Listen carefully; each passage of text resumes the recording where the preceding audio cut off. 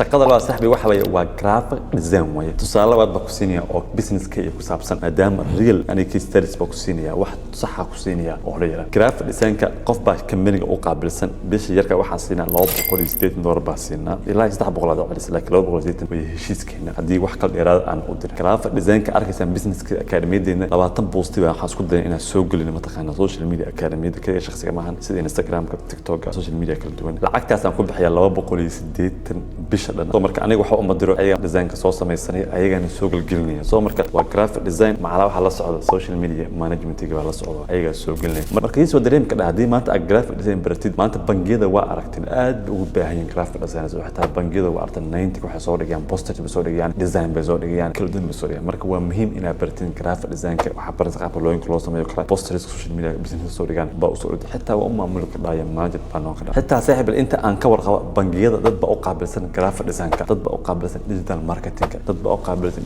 video production ka video editing aan ku sheegay marka xitaa department dhan ba madax u noqon kartaa oo xitaa adoon sameeynin ba dadkii hire gareyn ka dhaaya shaqada qaban kartaa marka saaxiibayaal mid ka mid shaqooyinka freelance mid ugu fiican waxa ka maanta waa graphic design bara qaabka loo sameeyo graphic design baran photoshop waxa baran ka dhamataqaan illustrator adii dhammaan software kala duwan canva maanta aad u fudud xoog loo isticmaalo waliba AI waa soo baxay oo poster ka qaab laga yaabaa saacado kale in maanta 5 minutes ay kugu sameeyso canva qayb AI baa leedahay kuwa kalena way jiraan marka tan lama saaxiib waxa weeye waa graphic design